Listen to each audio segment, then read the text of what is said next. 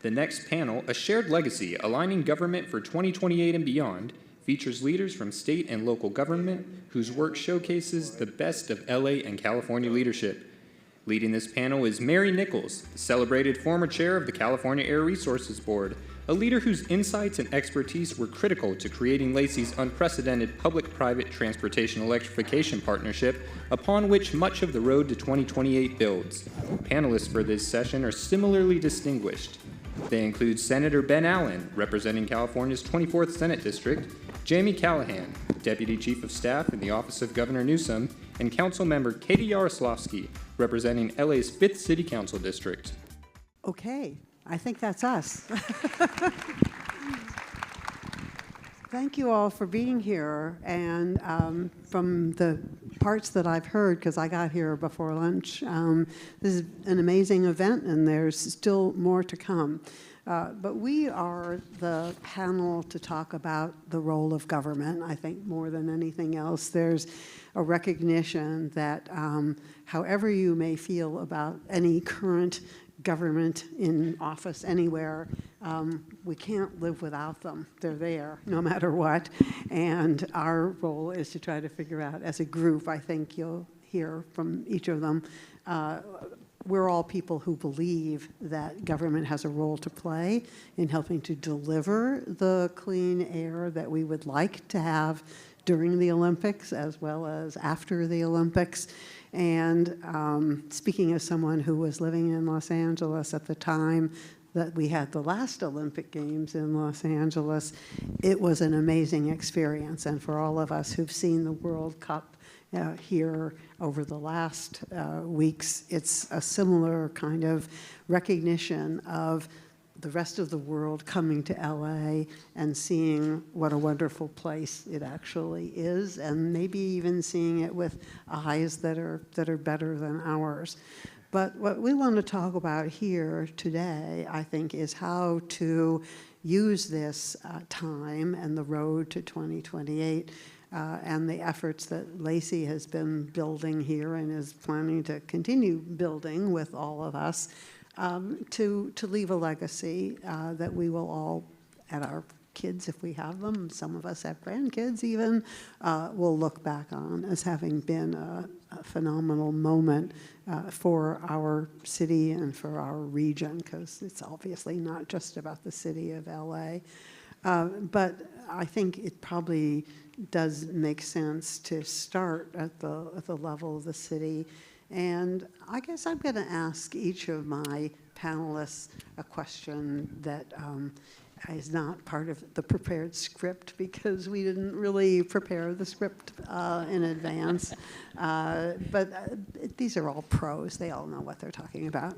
So what I want to ask each of them to spend a couple of minutes talking about is, based on your career and the work that you've been doing for the recent years, what is one thing that you've seen government do that you wish people knew about, that in fact has been done well? That, it could be something that you were responsible for. It's okay to, take a little credit for something that you did, but also just maybe in a broader sense, where you think that we have some signs of hope and good news that people should be hearing about. So I'll just start with Jamie Callahan.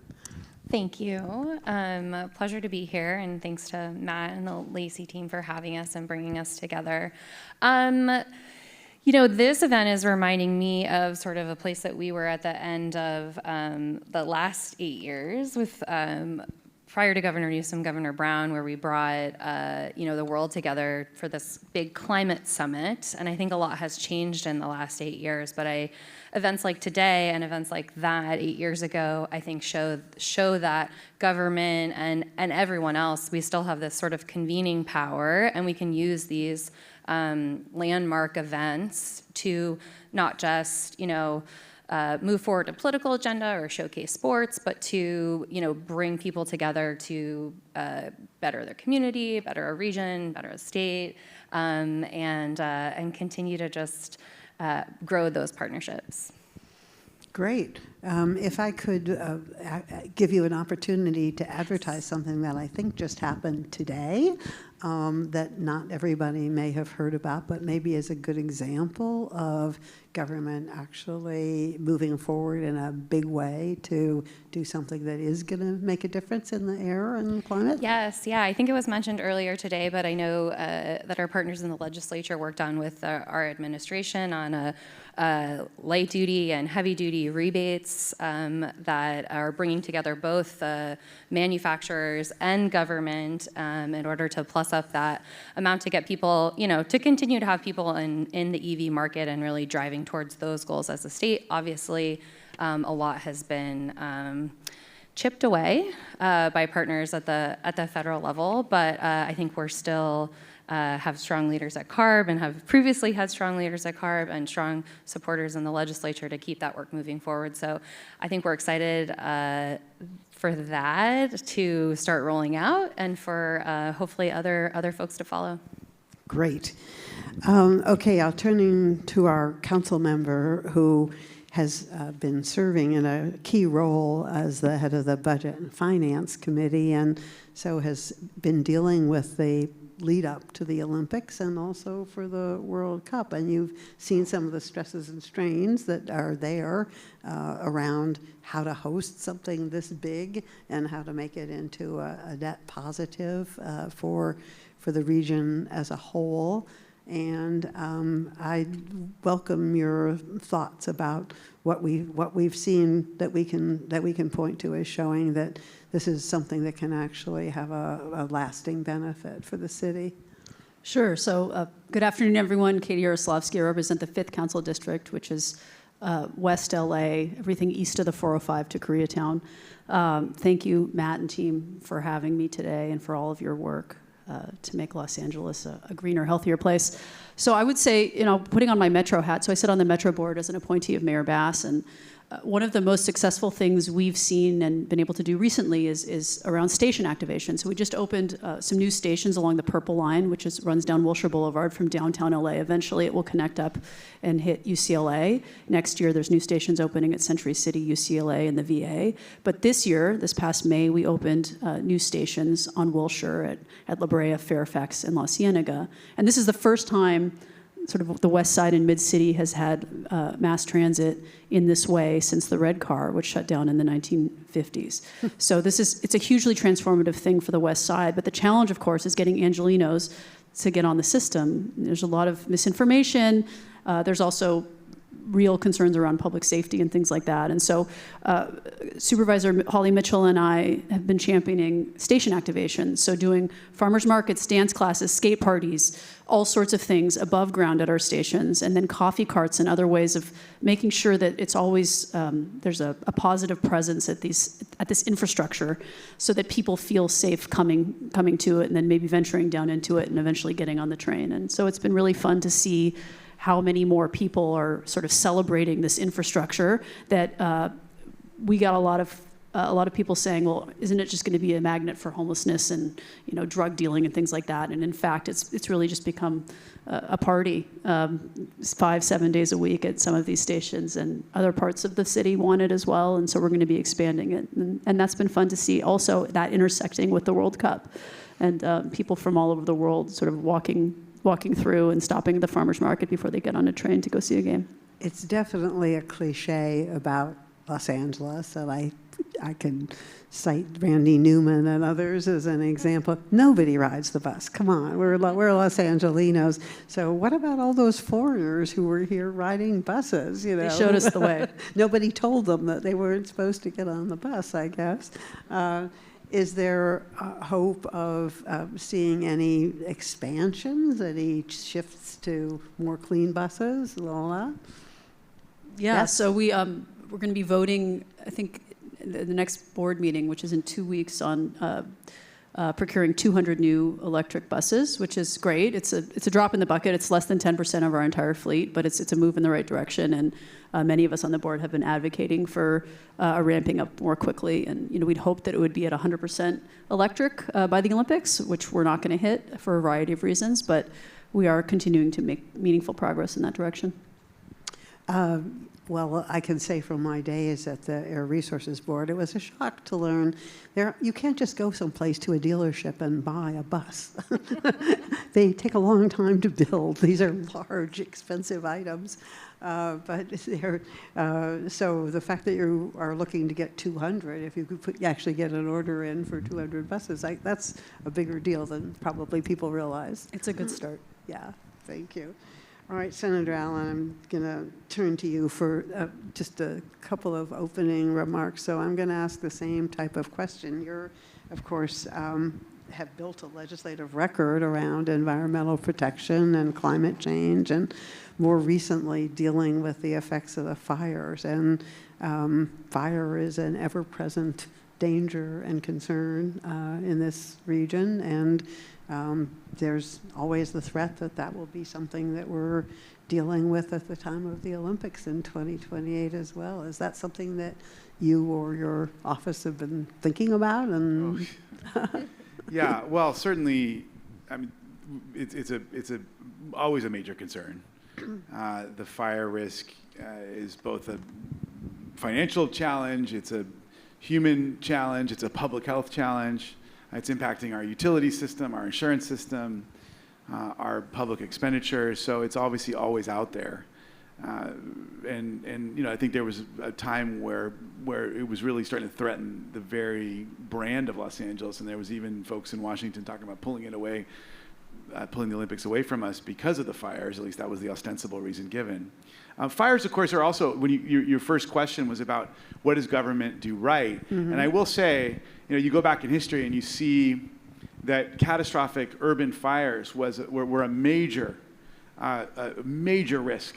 I mean, all you got, you know, obviously San Francisco, we're now at the 120th anniversary of the earthquake in San Francisco. And of course, what really destroyed San Francisco was the fires that happened afterwards.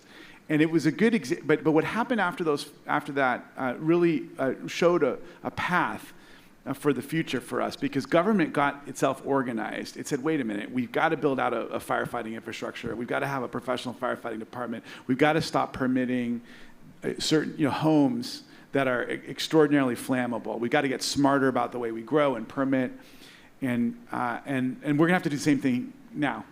What lessons do we learn from these fires? How do we change the way we permit and build?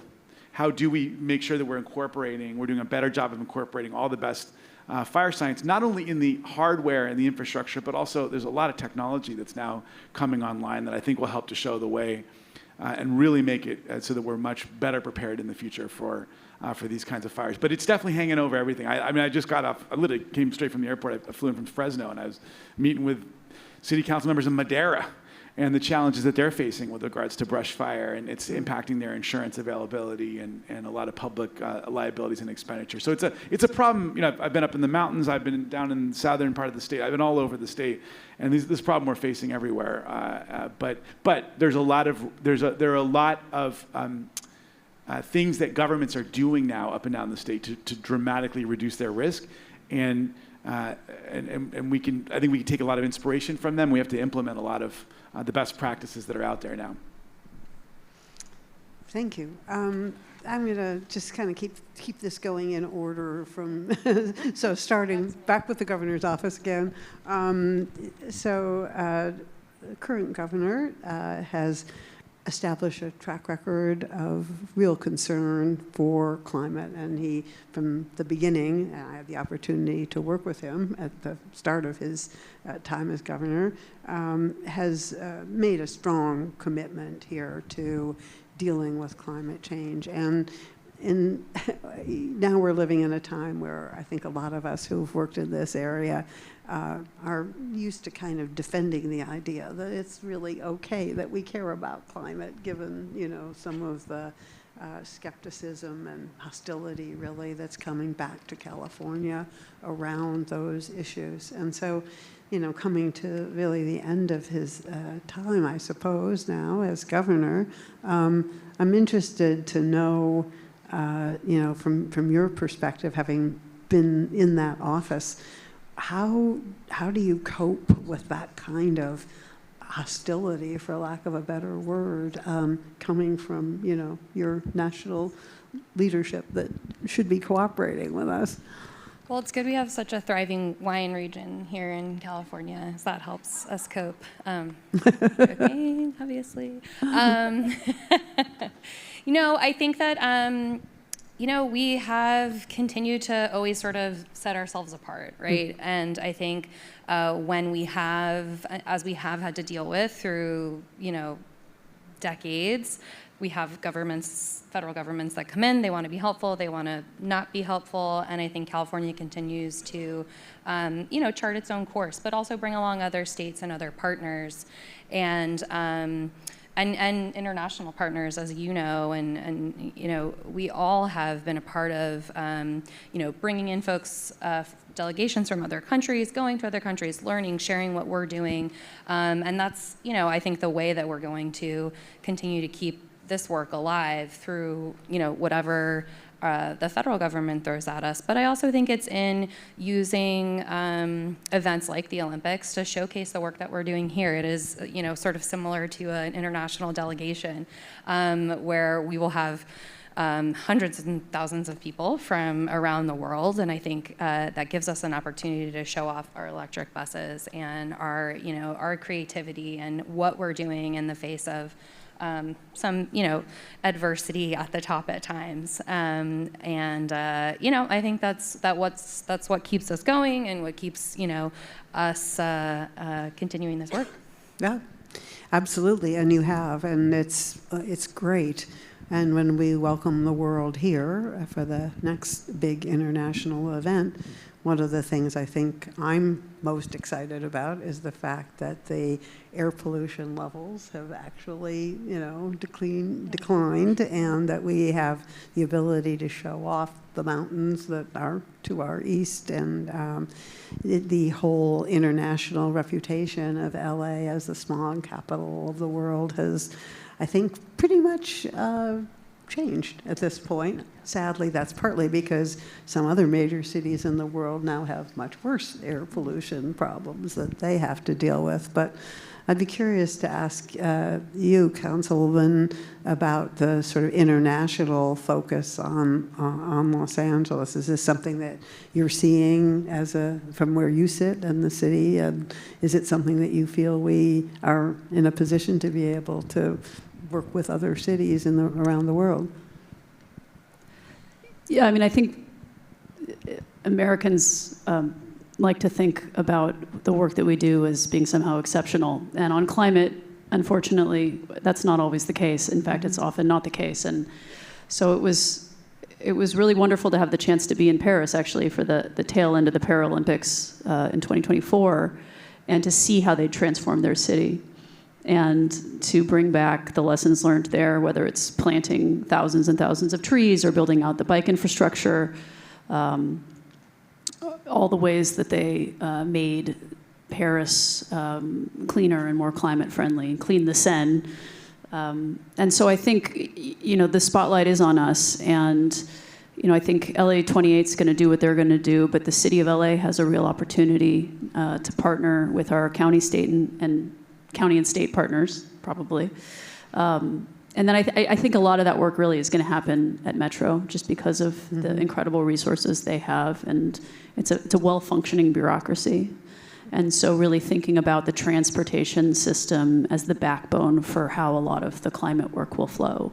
So whether it's building out the first last mile, which I think we're sort of, if we don't really start to spend that money and get that money out the door to do that work in 2026, it won't be done because it's hard infrastructure.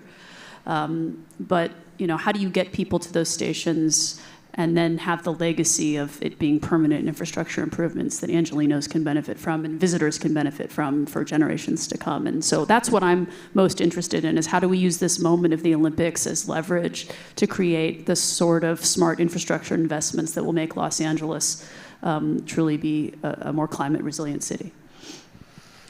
When I remember leading up to the Paris Olympics, there was a question about whether the aquatic events could happen in the Seine because it was so dirty, and they did a heroic cleanup effort, I know, and I remember that the mayor of Paris jumped into the water to swim to prove that it was all safe.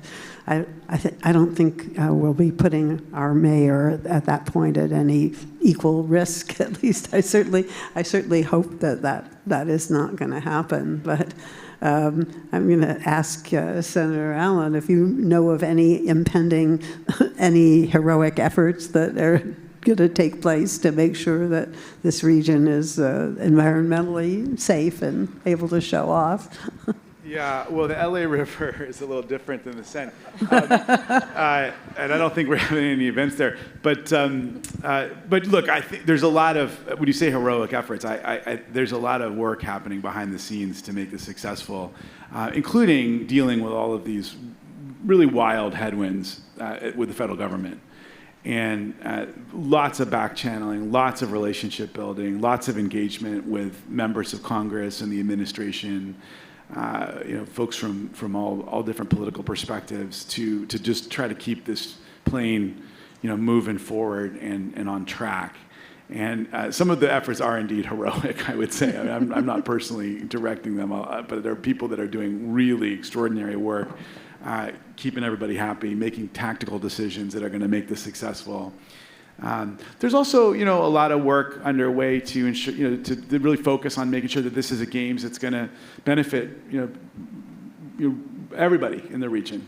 And a lot of work, and that's going to take a lot of work. I think there's going to be, we saw in the run-up to the World Cup, tensions over working conditions, for example, here at SoFi, and it came incredibly close to there being a picket line, and that, of course, got resolved. And I think, at least it's good to know that those exorbitant prices folks were paying for those games, at least some of that money is going to go to help the workers who make that place run. But there's also building on the heroics of security. Extraordinary work underway, with regards to international cooperation between our local law enforcement, our state officials, folks at the federal level, and then working closely with global law enforcement. And I've gotten a chance to have some meetings associated with that. And it's a pretty amazing and complicated operation that happens almost entirely behind the scenes for good reason. The threat levels of these kinds of events are really high. There's always so many people that want to use a high-profile event to make a statement or a point, and we've certainly seen examples of that, unfortunately, in the past. And there's a lot of work underway to ensure that it's going to be a safe games, just as there was for the World Cup. And here we are a month in, and we've had it's been a great, safe, successful experience. Absolutely terrific.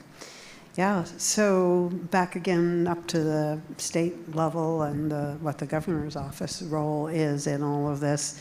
I think most people would be surprised if they knew what a small office a governor actually has, how few people there are that are up there, making things happen.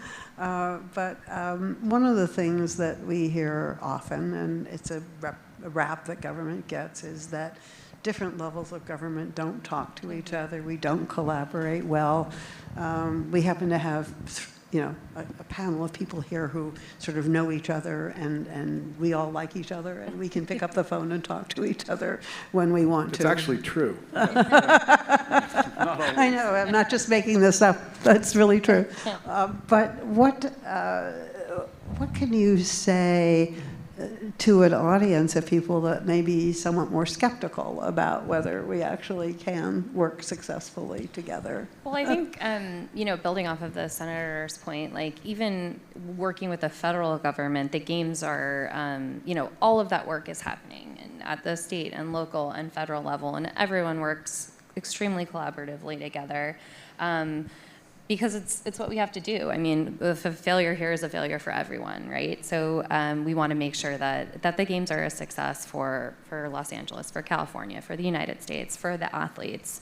And all that work happens, and I think people, you get to see a small portion of it, of getting, people to their games and their venues, but there are the people driving the buses and the people charging the buses and repairing the buses, and I think, particularly on the transportation side, on the security side, I have found, everyone, it is obviously a feel-good event in a lot of ways, and everyone really wants to be involved and solve problems and sort of move forward to make sure that we're able to, put our best foot forward. And I think what we really need to capture at particularly the state level is that spirit of collaboration, is working across departments and agencies and counties and cities, and being collaborative in a way that we aren't always in sort of normal times when we don't have a big global event to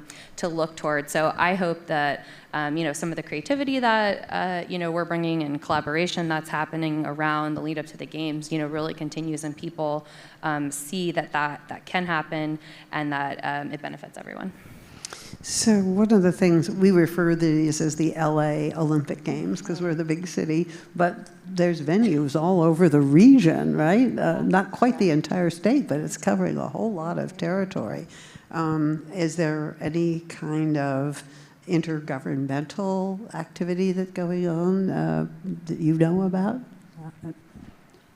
Yeah, it's pretty ad hoc right now. Mm-hmm. I mean, the city has an ad hoc Olympics committee. Metro has an Olympics committee. The state has one or two. And I was just saying to Jamie, I need to come up to Sacramento, and we need to, I think, formalize in the lead up what that relationship looks like, even if it's just a weekly standing call or something with the right people from the city, the county, the state legislature, and the governor's office, just to make sure we're not working at cross purposes and really delivering what needs to be delivered. But because there's so much that has to be done. You know, the transportation piece, the public safety piece, the heat work, right. All of it. Getting all people from hundreds of countries here and cleared through the airport and customs, and just all of that work is incredible. And each of our respective levels of government has a different role to play, but can't do it without the others. So, Senator, do you have any thoughts about the role that the legislature might play in any of this? I mean, as a resident of this region, I've often felt that Southern California didn't get the level of attention that it deserved when it came to resources and attention that could have been helpful. And maybe this will change. Well, there's certainly there's a lot of budgetary focus on helping the games from the state. We just I think the last budget that we just passed is about almost $100 million of additional funding for Exposition Park, which is our great state park in the middle of the city. To also to just improve all the facilities there. The governor worked closely with legislative allies to make that happen.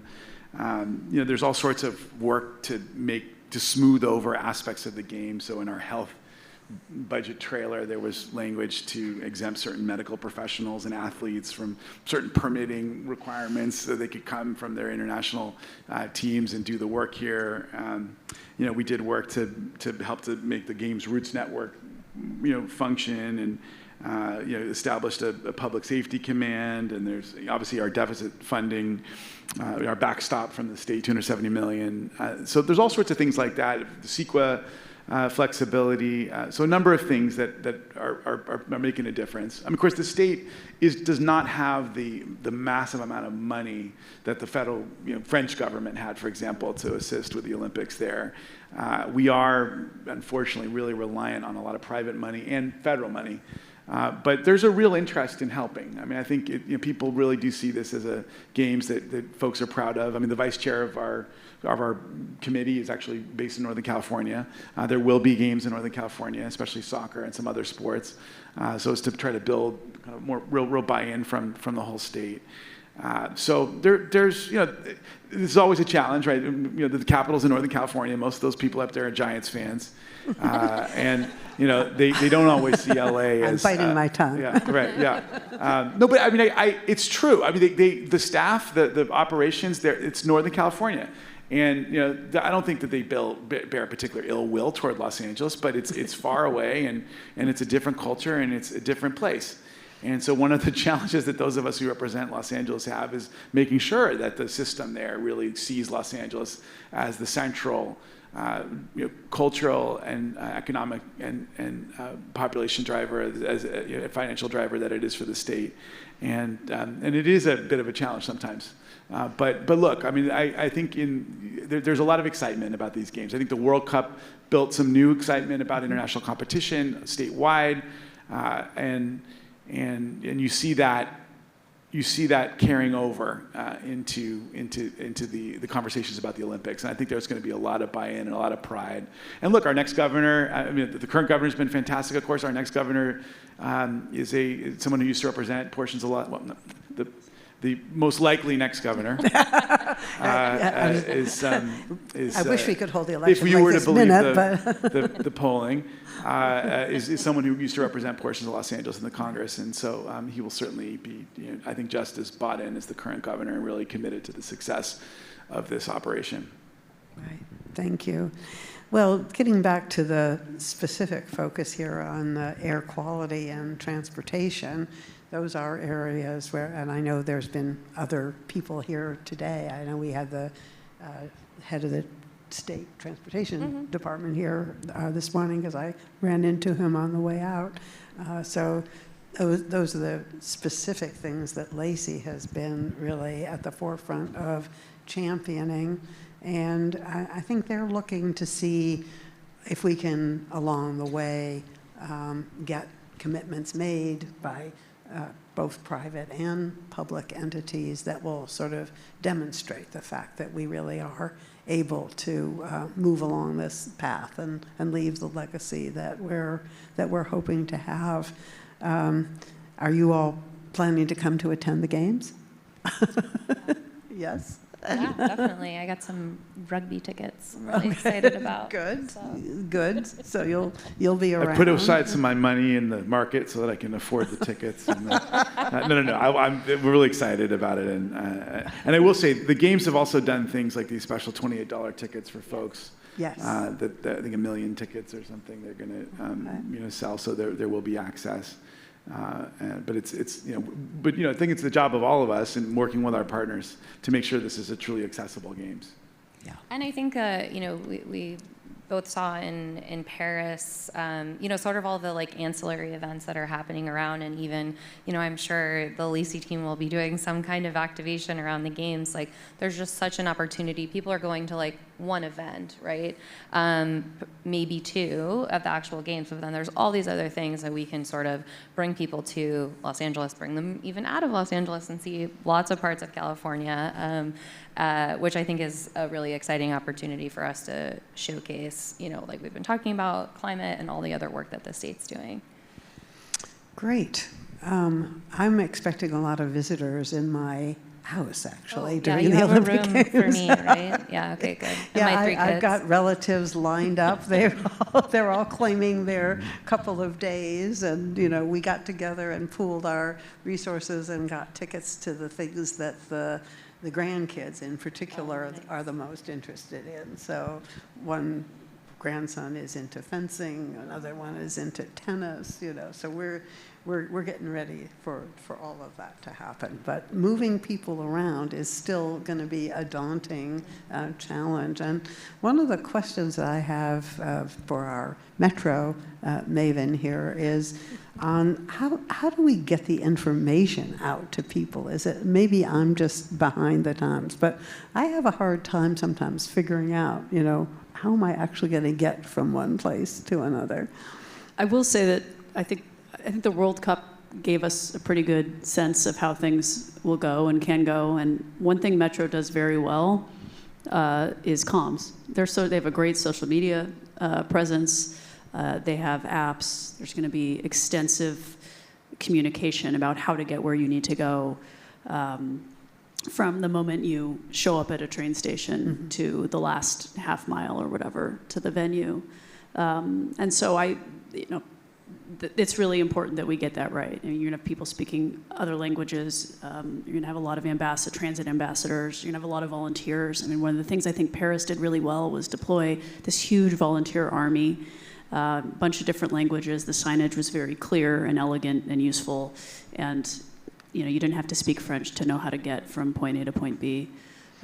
So again, we don't have to reinvent the wheel here. There's a lot of stuff that Paris got right, and then Metro is just done with this trial run of the World Cup with the games enhanced transportation system that we rolled out in micro for the World Cup, and there were no major incidents on our transit system. Tens of thousands of people took it. After every single World Cup game in LA, we would get a report on what the status of ridership looked like and if there were any incidents around security or anything, and what the feedback from riders was. And so they're really on top of it and using this as a testing ground for refinements and tweaks leading into 2028. And I think it will frankly make their entire system better for the long haul for Los Angeles. Well, that's, I think, the thing to hope for, right? Is that will be the legacy of these Olympics, is that our transportation system not only was better, but actually people knew that it was better and used it, used that operation. And just to compare and contrast that to 84, not to knock 84, but they said there was no traffic because they sort of shut down streets and bussed people around, but it was all temporary. And when the games ended, the roads just went back to being the death traps that they are today, and people went back to their cars, right? So if we can actually double down on improving our transit system for the games, but then a great co-benefit is that they're permanently made better, I think that will be one of the most important things we can do. And I also hope it gives Angelinos when an Angelino rides the train with a train car full of international fans with face paint and excitement and flags and vibe, as we've seen around the country, it may help people rethink transit. I mean, part of what those of us who believe in transit, many of us have spent time in other places where you see people from all different walks of life sitting together on the train, and you see what a pleasant experience, what a democratizing experience it can be. And I'm really hopeful that this can, that this time we'll actually have the infrastructure in place. People will use it. People will see what a good experience it can be, and it will help to shift the culture in the city.